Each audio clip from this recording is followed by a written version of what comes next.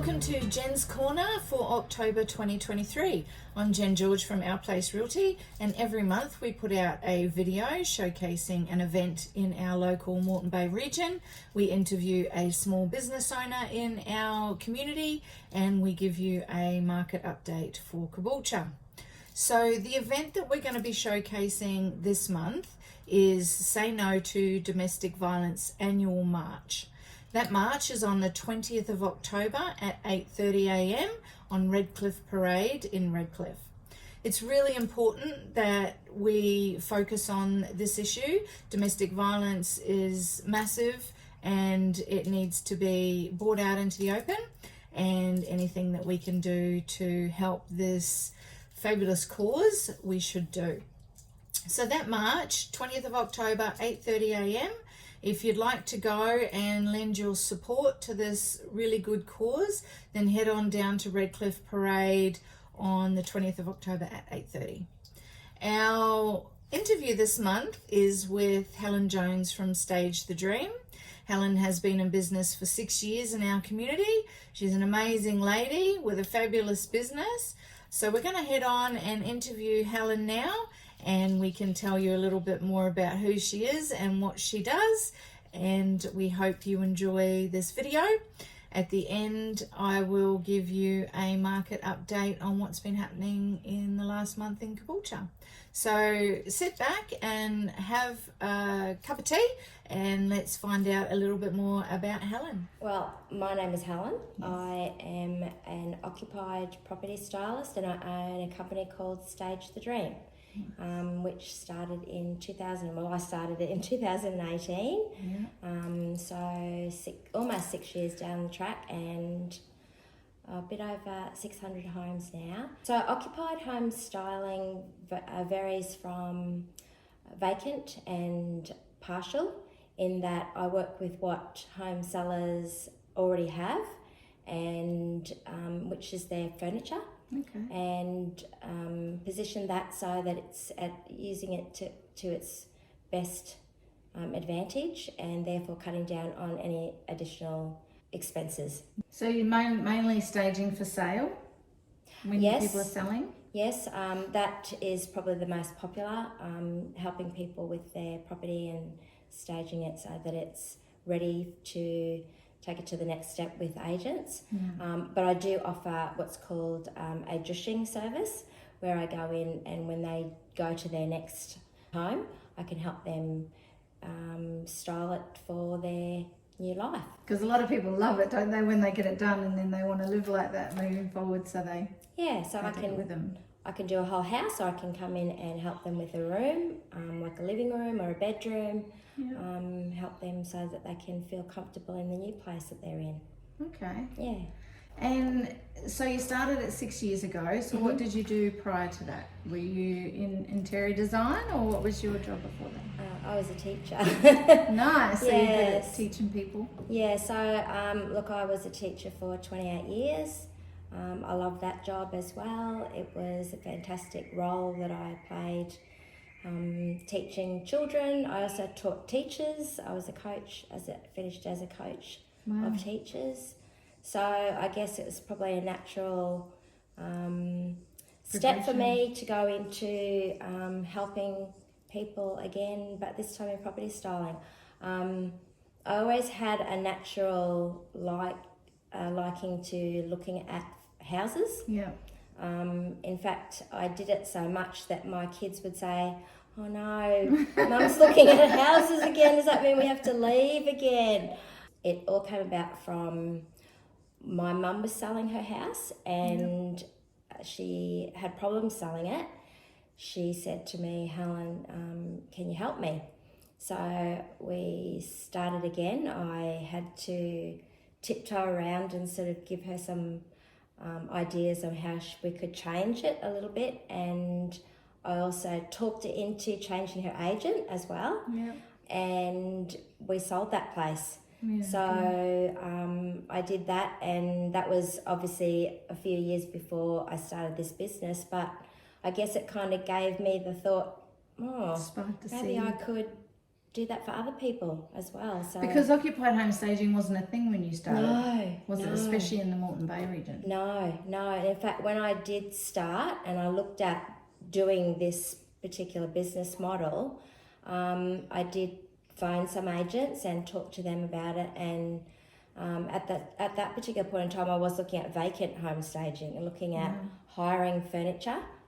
And quite a few agents said, look, I don't think that there's really an interest in that, because it was very early stages in this area as well, with even vacant home staging.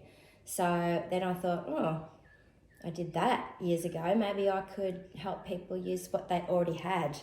And that's where it all started from. It's a good niche, isn't it?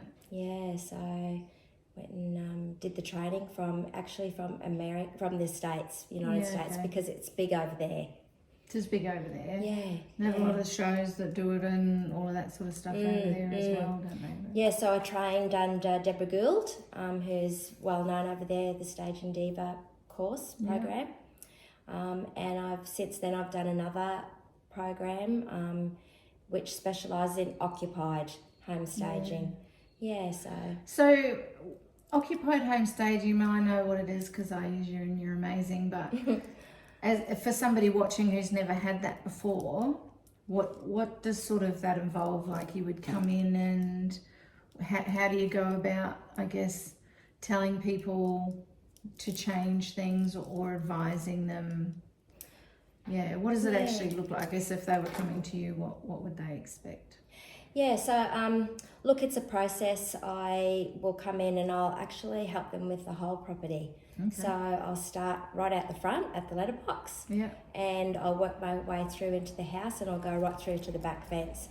But it's a process because I need to actually make sure that I form a relationship with them, much the same as an agent does with their client as well, because for many people it's a very stressful time. And so when you don't want to offend people either, do you? I can't. So you got to try and tiptoe around. Yeah, it is a fair bit of tiptoeing, because when you do walk in, you've got to keep in mind that people are proud of their home, and so when I do go in for occupied home staging, it is about trying to appeal to a buyer who has a different viewpoint than the home seller has when they're bringing friends and family into their home.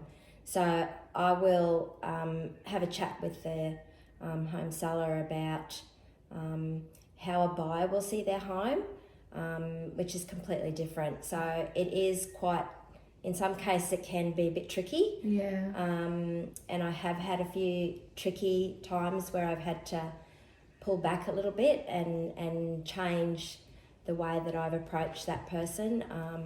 So I will then give them ideas for each part of the home, the yard itself, and so that by the time I have completed the consultation, they will know exactly where the furniture has to sit, where the art has to sit, what's to go on the beds, how to pre-pack. A complete, what I call a blueprint on how to move forward with their presentation. And it's so important, and it's, I guess the distinction too is that you're styling for sale, not styling for living every day. I mean, everybody has their jug on the bench and their tea and coffee and all of their basket with keys and all those things, but when you're presenting the home for sale, that's not what the aim is. No, and I think probably some people get it maybe a little bit confused with interior design and property styling. So interior design is probably maybe in the background of what people think property styling might be, but interior design is more about the individual who's living in their home and how to cater for their needs. Whereas property styling is trying to open the mind of the buyer who's walking in and seeing the potential of the home seller's home, so that they can then show that buyer that the house that they're walking into is the person's home, so that they can then go, oh well, I want to buy that place. So to take that home seller back to when they bought the house, so that they can see the potential of that home. When they've been in that home for 20, 30 Yeah, years long time. can be hard for that person. And even when they've been in that house for 7 or 8 years, I've had clients who have said, what you've described to me is really what I thought about when I first moved into the home, or when I first looked at the home. So thank you, because I forgot. Yeah. Because, you know, we just drive in and we just kind of go, oh, yeah, it's our home. But you skip seeing all of those things, don't you, when you live there and you're coming and going all the time. Yeah.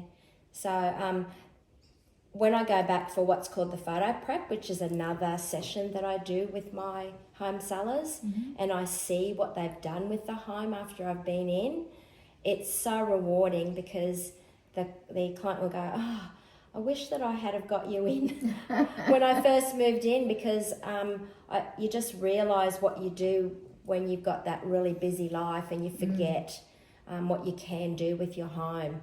So it's so nice to sort of give people some of those skills that you do hand over to them. Yeah. Because people say to me, I don't have a design bone in my body, but they do. You just kind of awaken that innate sense of design that they have, and they just need to be pointed in the right direction. People have that skill. They just kind of either don't have the time, or they just don't realise that they have chosen colours, they have chosen the right furniture. They just need to be given a little bit of a nudge in their confidence level. And I feel that that's my role, to encourage people to be the best that they can be. They just need that little foot up, because I've had people say to me that they just needed a bit of confidence, and that kind of makes me feel like someone to say that it looks good, and that's cool. Yeah. And it's not just for the ladies, as I know you've had a couple of clients of mine recently that were both men, and they followed you around with their little book and running off to buy Kmart cushions and stuff. So it doesn't have to be.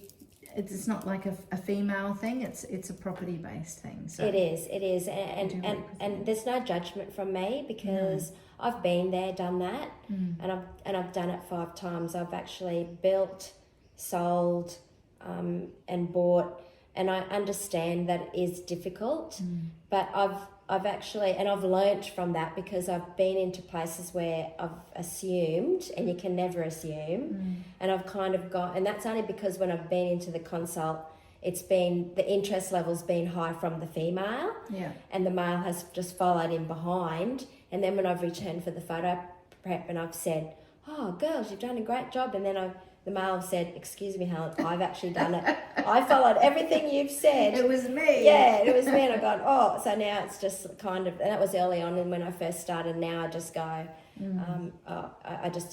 now it's just a natural for me to say, well done, everyone. You've all done an amazing job, you know. With and everything. it's vital, isn't it? Because you can add so much money to the sale price by doing what you do, because it's the decluttering side of it as well, isn't it?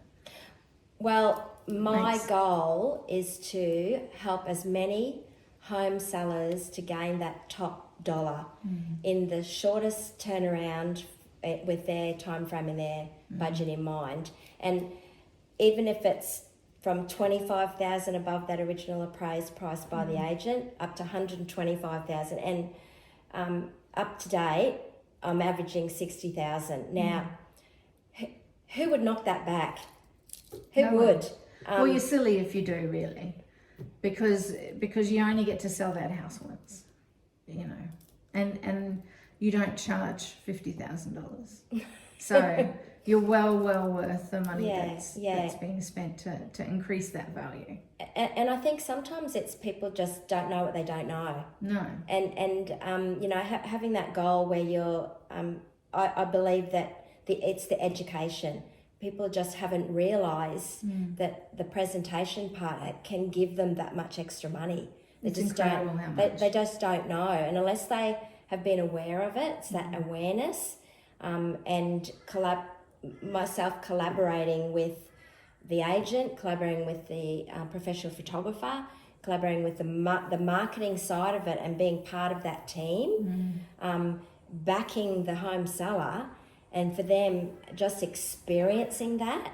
So many times when I've gone back and and the home seller has said, I've never experienced the teamwork that comes from all of us, and knowing, I still get shivers from it when I go in, and they're just so thankful, and they're just sort of saying, I've never experienced this before. Yeah. So that's really the exciting part of it, because now they're going, I can spend that extra money on a holiday, I can spend it on the next place, I can do this, and I never experienced that before. And so for me, and I feel bad that I'm rambling on about it, no, not at all. But just for them to go, I never even knew that just by doing this, and it's been hard work, and a lot of the time when they open up the door and they go, it's been such hard work, but boy, it's worth it, because look at this, and I can hand that to the agent and know that the confidence that I have, and seeing the look on the agent's faces they've walked into, because they're also extremely happy as well. Yeah. And everybody's going, check out this product, and how I can then, and even the buyers walking in, and the buyers going, wow, look at this place. And I've actually even had my clients saying, when they're going and having a look at places themselves, and them going, I've actually got now an arsenal of information up here in my head. Yeah. And I know what I'm looking for now. I mean, that's just so powerful, isn't it? It is. It is. It's really powerful. It's a really, it's such an important aspect of it. And you mentioned the marketing and the team that you work with.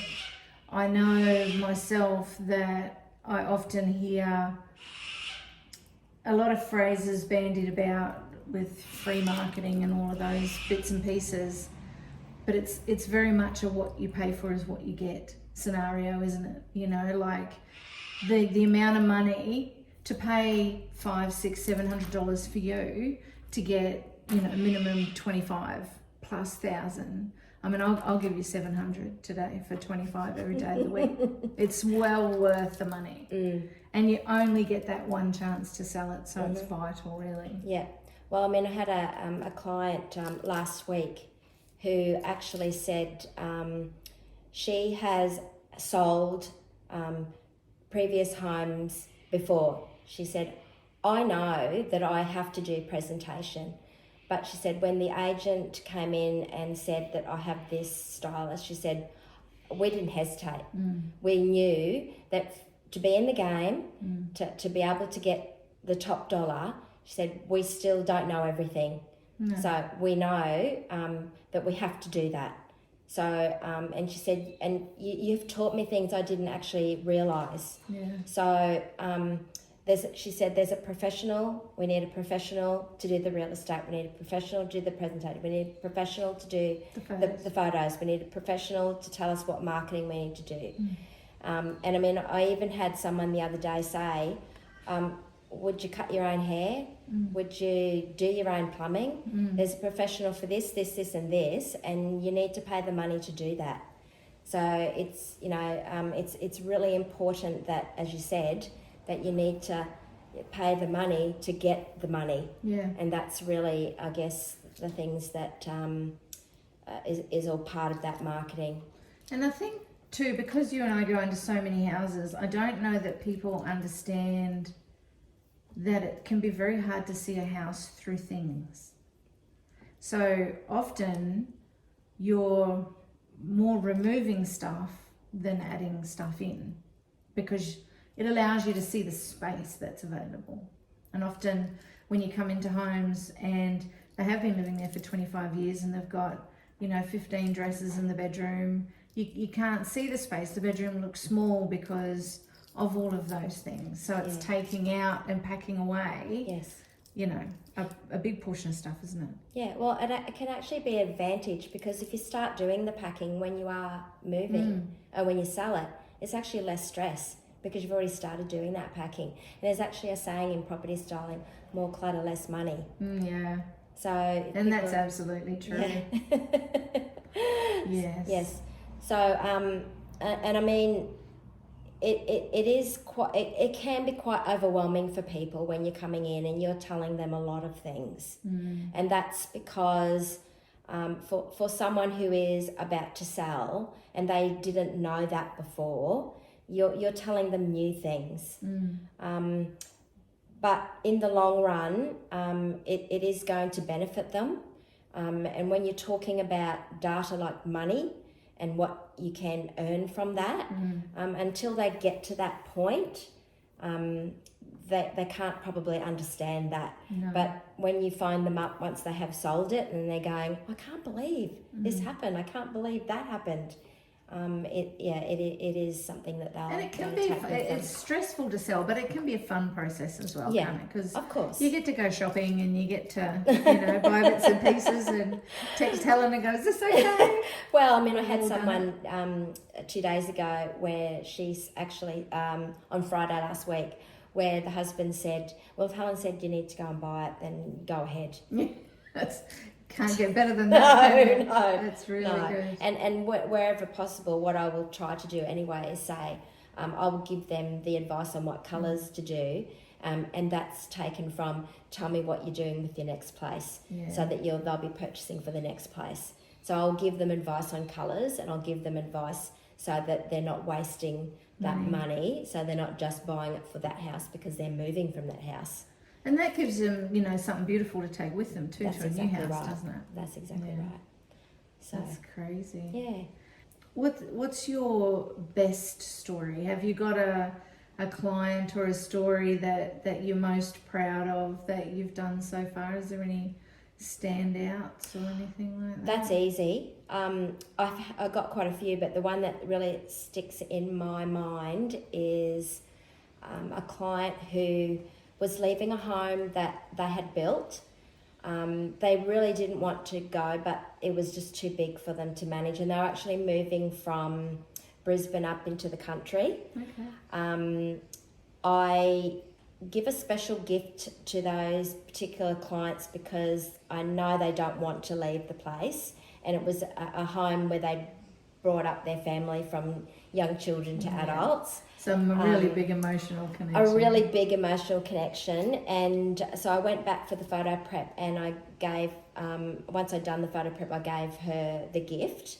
And the gift is actually a watercolour painting of the house. Oh, wow. And when she opened it, she just burst into tears. Oh, did she? And her best friend was there, and her best friend burst into tears, and they were hugging each other, they were hugging me, and we were all crying. And she just said that I just can't believe that you've done this. And I said, well, I knew that you didn't want to leave. And I just thought, because this might be something that you could look at it and just remember the old, the good times, the good times at this place. So, that will stick in my mind because it was hard for her to get the place ready for sale, because they really didn't want to go, but they knew they had to. Yeah. They did really well. They got a really great price for the place, and all the hard work was worth it. Yeah. But yeah, that really stuck in my mind because I knew that that the present would mean something. And she actually texted me the week later when they'd moved after they'd sold it. And she said that they'd found a wall pride of place where every time they'd walk past it, they could see and remember the place that they'd.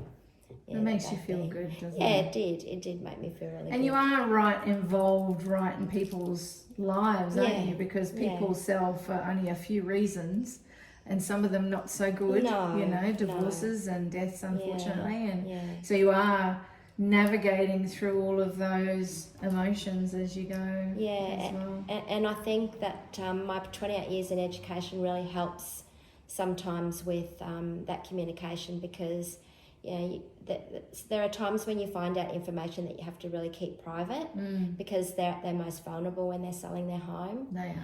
And so that would be much the same with you as well. And you do have to make sure that you are very empathetic, and I mean, I once had this person that was crying every 5 minutes as I was walking around. I actually hopped in the car and I cried all the way home because I felt so bad. But I did have to really tone down what I was suggesting, but I also knew that I wanted to ensure that they were going to get the best possible price as well. I just had to kind of just try to make sure that what I was suggesting and how I was helping them was they were going to cope with that, because it's really hard. Actually, there's a stager in the States, and one of the first questions that he asks is, "Are you divorced from your house?" That's a good question. It is a good question, but still, but I couldn't ask that No. question. In that particular case, the husband of the person did say that, Helen, don't worry, I really can't cope with looking after this place, so, but I was still worried. It was horrible. Oh, it's so hard, isn't it? I don't think people realise that too quite so much when they go to sell, in choosing the team that they use. That these are real points that happen and can either make it a very stressful time or an easier time. They just think about the money and the money they're spending, and that's not often the right mindset to be in. No. Yeah. Yeah. Because there's a fair bit of hand holding can happen. Yes. Through these times. Yes, it is. But I actually think it's a gift to be part of the process, because and I think that's one of the things that drives me. Your home, I kind of go by that. Your house is a house until it becomes a home, and it's the people who live in it that makes it the home. Definitely. And for me, my home is very important, and when you leave it, it becomes someone else's home. So I try to sort of impress on the home seller that we're trying to make it still look like a home, but someone else's home, which can be, that step for them, for some people, can be quite difficult. For most people, they've already accepted that, but for some it can be a little bit hard. So I try to make sure I use some of the items that they have to make it look like a home, and still a little bit personalised, but not too personalised, because you still want the buyer to still feel like it could be their home. Because they've got to visualise their things in the house, don't they? They do. So the question about photos and that kind of thing, which is a little bit difficult for my agent partners, is probably a little bit easier for me to navigate through as a professional, because I can kind of, I guess, point out to the sellers the reasoning behind why we have to get rid of those sorts of things. And I guess I try to use stories. Yes. Stories it's a good are way a good to teach, one. So it's definitely, it's a wonderful, I do enjoy meeting new people, and I do meet a lot of different people in my job. Yeah. And people don't have to have an agent to use you. No. They can call you, and I think that might be a bit of a misconception too, that, you know, you'd need to have an agent, and that agent already has to have a partnership with you, but that's not the case. No. So they can call you straight off the bat, and you can do the styling stuff. Yes, I can definitely do that. In fact, I actually, I prefer that, to be honest. I do, I really do appreciate my agent partners. The only reason I prefer that is so that I can work with that home seller and give them a time frame so that it's not as rushed for them. Because us agents like to go, we want to be on the market in 2 weeks, and you're running around going, oh my God. And I think it's probably only because it's such a stressful time for home sellers and agents, because agents are trying to do the best for their home sellers as well. For the home sellers to be able to give them a selling time or a time frame to prepare their home for sale. And then what I do try to do is sort of say to them, well, you know, you probably need this amount of time to do that. And it's also gauged around whether they're also working full time. If they're working full time, if they've got that extra help too, they don't have that extra help, that kind of puts them into a bit of a bind as well. Also, agents have also got to keep in mind their own partners, their professional photographers who are also on timeline. So there's all these different things that need to be taken into consideration. Plus, home sellers, I do try and encourage them to go out and look at open homes, you could compare.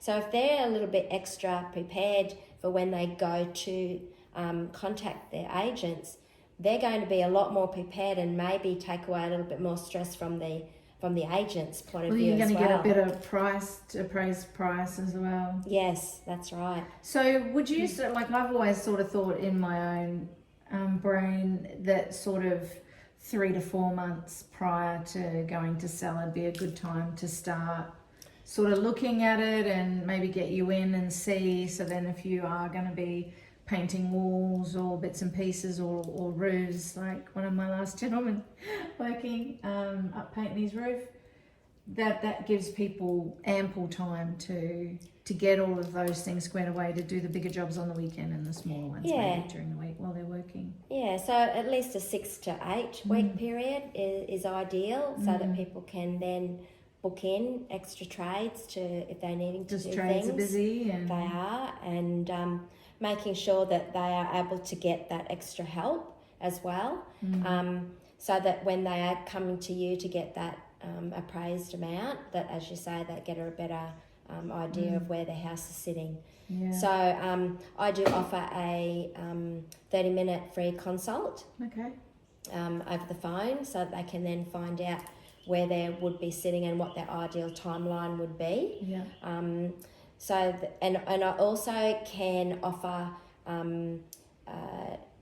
my partner agents, so that I can give them an idea as well. If they don't have any agents in mind, I can also then give them referrals to partner agents as well. And trades as well. And trades, I do have trades, yes, well, I do. Which is important. I do, yes.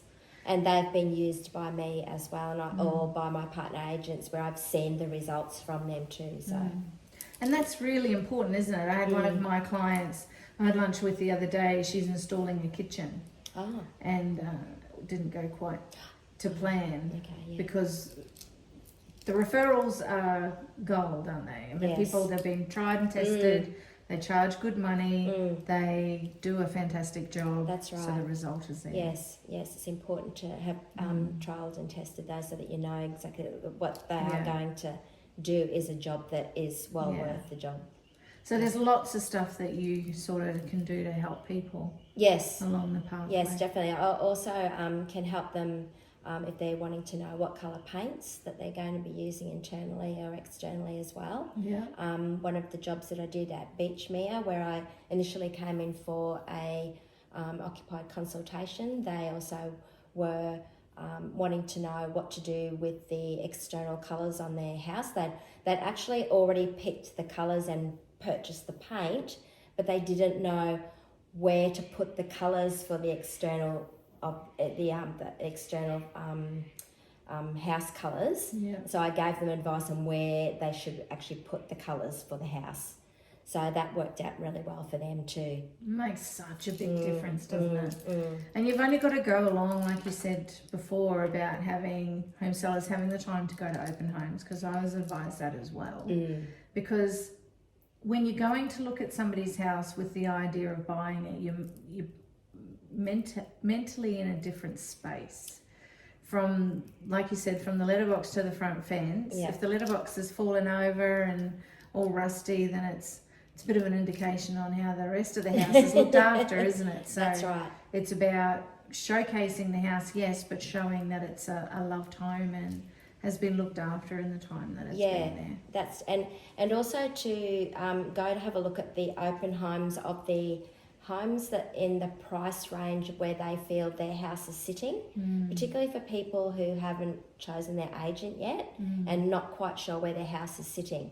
So if they feel that their house is worth that certain amount, they go and check out that. And also if they're looking at certain agents, to go to an open home that is their agent is at, so they can check to see whether that is the agent that's probably linked to, where they are happy with that particular agent as well. Because all of those things is what gets you the money, isn't it? Definitely. There's so many moving parts in it.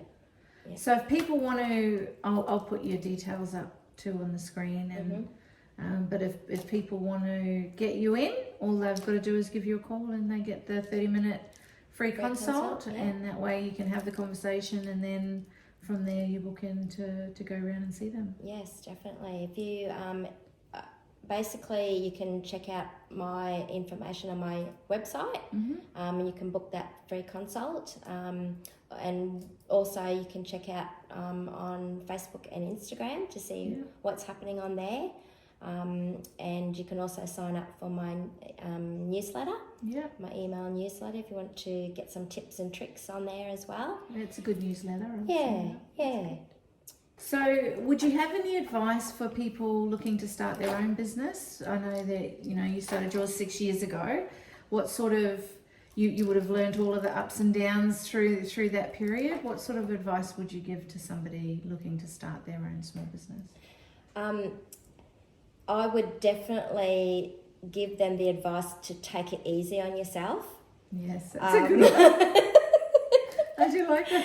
Yeah, and any, well, I would call mistakes that you think you make, just look at them as learning, because when I first started out, I felt like I was just, swimming upstream all the time.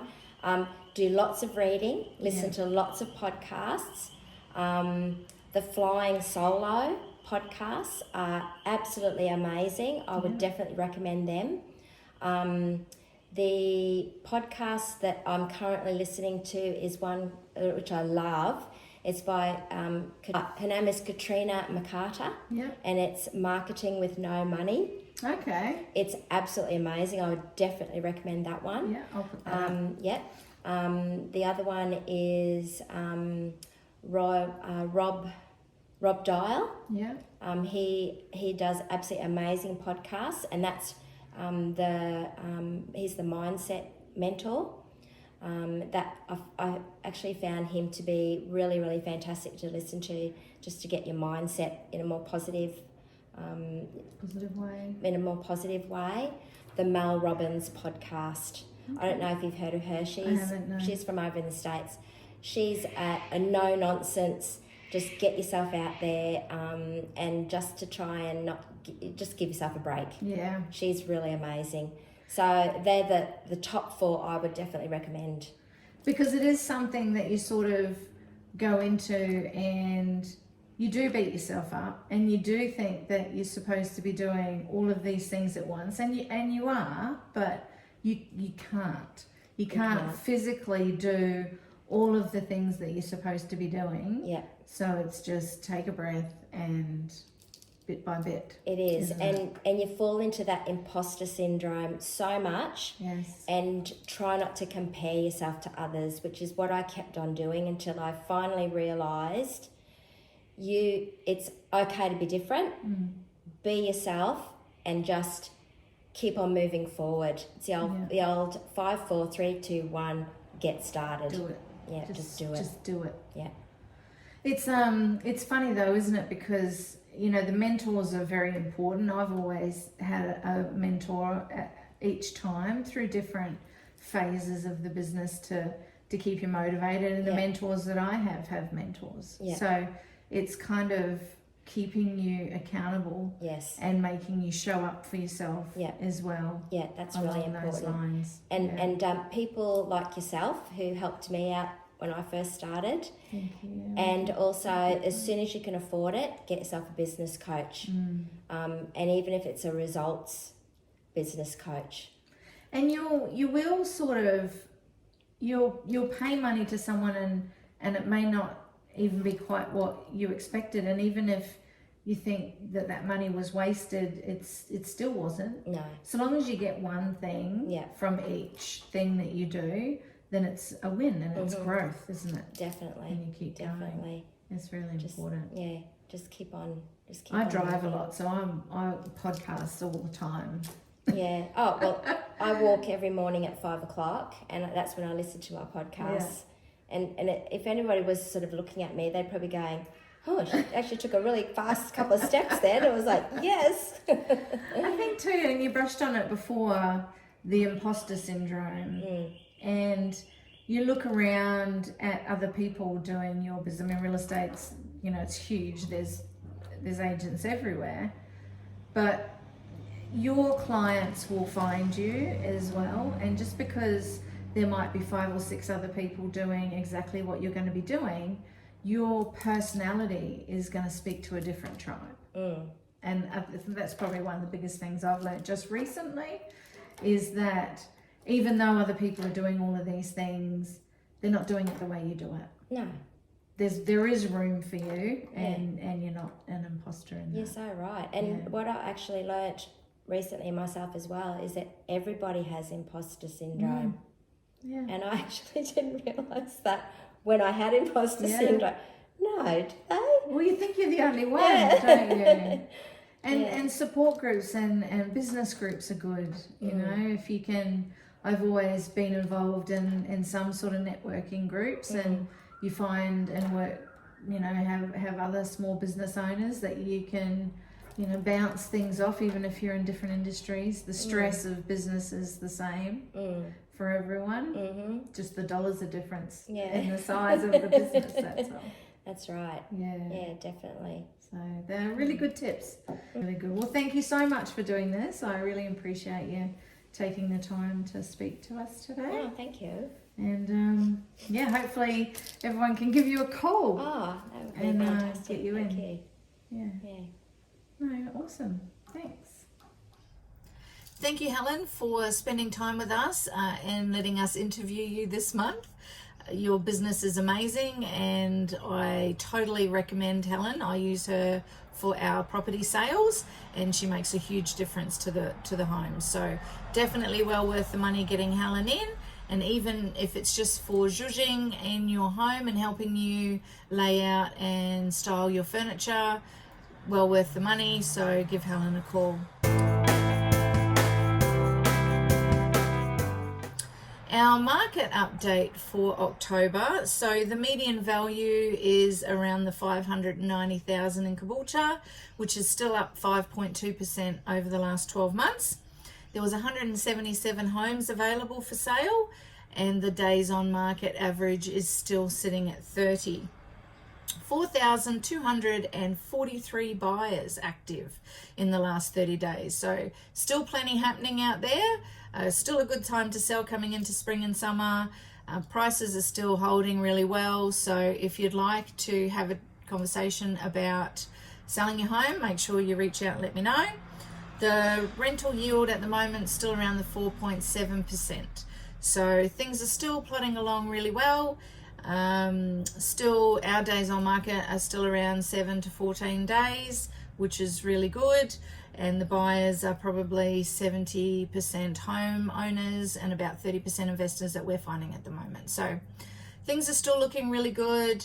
Even if you are wanting to sell in the next 6 months, it's good to start early and have those conversations now. Get Helen in, get her to help you, tell you how you can present your home well. Give me a call and we can organise an appraisal for you. And I hope you go along to the annual march. Say No to Domestic Violence, very good cause. 20th of October, head down there and have a look. And that is it for October. And the year is going very, very fast. And we will see you next month in November.